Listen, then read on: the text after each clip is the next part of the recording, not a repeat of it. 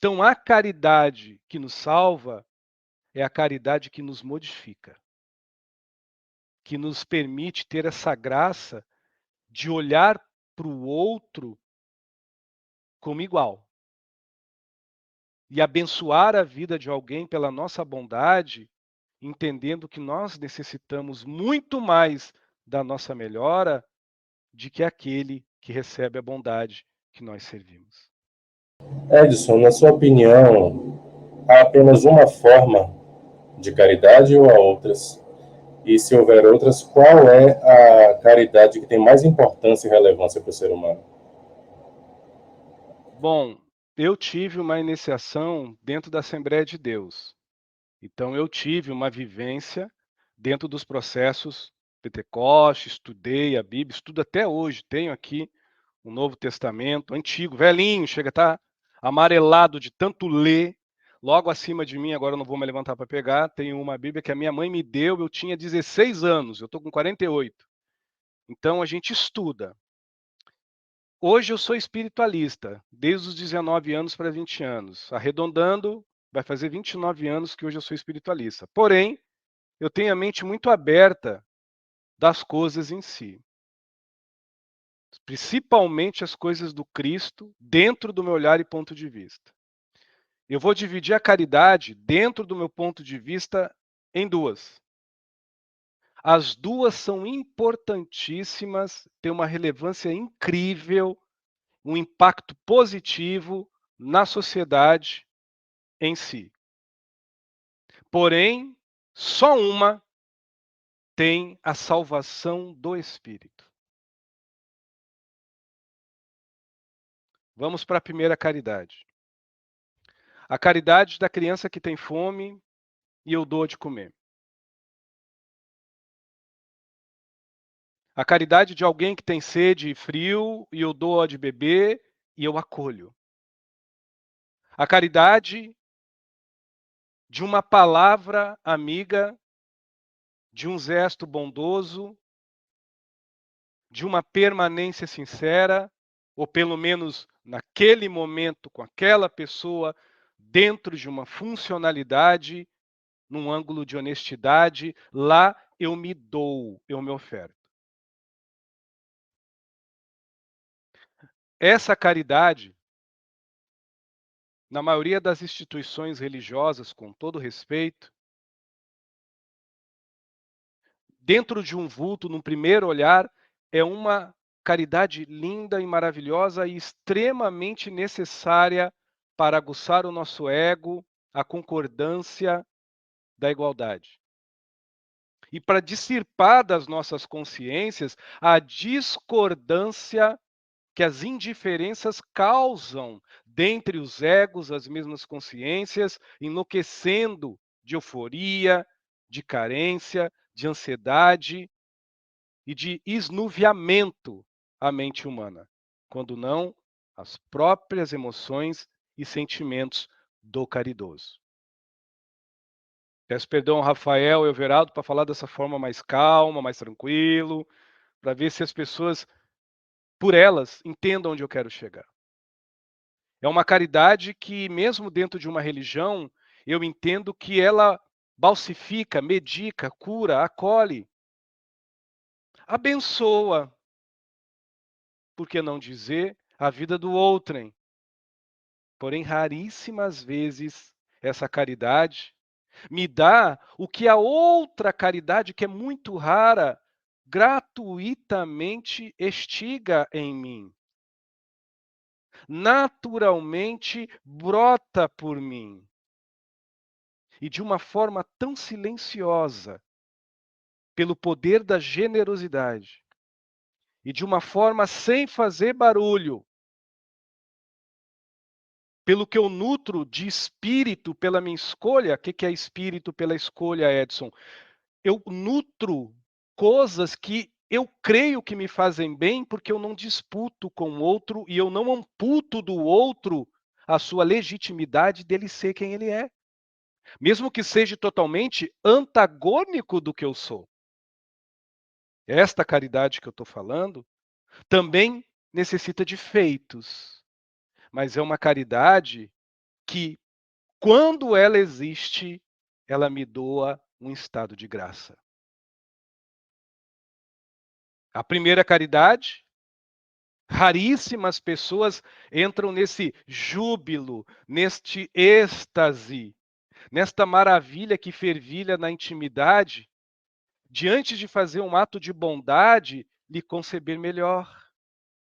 Diante de praticar a própria caridade solidária, ter no seu coração um sentido partidário à paz, generosidade. Um sentido partidário à quietude, tenuidade, ternura, compaixão, educação, sensibilidade, tudo isso é para dentro. E tal qual como a caridade externa, necessita desta bondade interior de se conservar assim. Fora da caridade não há salvação, não conheço esses dizeres pelos lábios de Jesus, o Cristo. Houve uma história que até eu estava comentando com o Rafa, e o Rafa me citou, de um padre, depois o Rafa vai falar sobre isso, e Allan Kardec, que de alguma forma parafraseou isto. Agora, Edson, você acabou de dizer há pouco tempo que tem uma caridade que me salva. Que caridade é essa? É a primeira que você falou, que dentro de um ângulo físico não deixa de ser justiça social, o outro não tem, e tudo para mim falta, mas o outro não tem. Mas como eu sigo uma religião, como eu busco a espiritualidade, como eu creio em Cristo, como eu acredito na imortalidade do espírito, algo em mim germina, nem se for uma boa vontade, mas eu pratico a caridade e vou lá em lealdade ao que eu busco e faço o bem. É maravilhoso. Mas isto é instantâneo? Isto é momentâneo? Ou isto é constante, é constância, é tutano, é subsídio, é algo nativo em mim? É por mim. Então, quando a caridade ela é vista apenas num ato de bondade, de doação ao outro, eu posso escolher interagir como um homem de bem para alguém. Porque afinal é como uma roupa que eu visto. E é como um ato que eu me revisto para que eu sinta talvez um êxtase, e se eu for realmente uma pessoa generosa, para que eu faça o bem, mesmo que eu não veja quem. Agora, tem aquela outra caridade, que se mescla com essa primeira, que também é boa, mas nem sempre dignifica eu caridoso como alguém melhor. Eu bondoso como alguém purificado. Eu prestimoso como alguém em paz na minha intimidade. Que é aquela caridade em lealdade com os meus princípios éticos.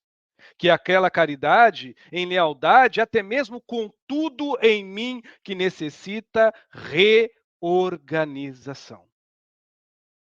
A primeira caridade necessita espiritualidade, necessita espírito, necessita ser, pertencer a algo, ir fazer alguma coisa, dividir, acolher, compartilhar, amparar, ajudar, por que não dizer socorrer alguém? Mas esta outra caridade, que faz tudo isso também, é um despertamento da alma. É um louvor em silêncio para o espírito. É um cativar de vida dentro de nós, aonde por nós, eu, praticando-a, começo a ter um olhar espiritualizado pelo outro. Não espírita, espiritualista, mas espiritualizado, porque eu escolho não ver o outro como um coitado.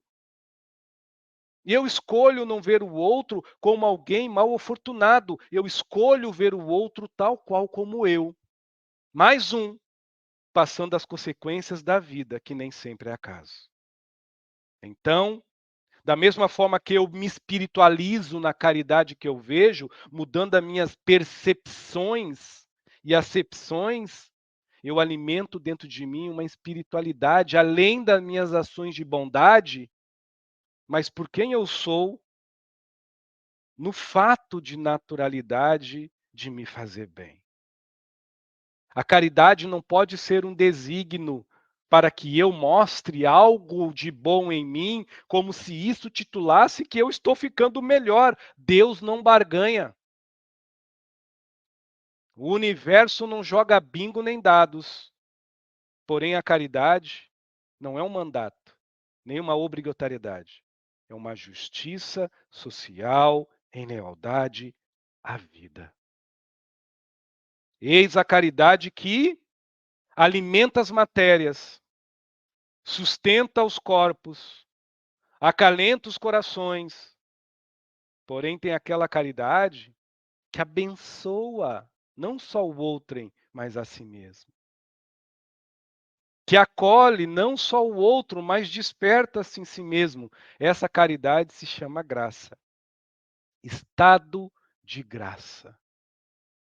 É aonde você não é perfeito.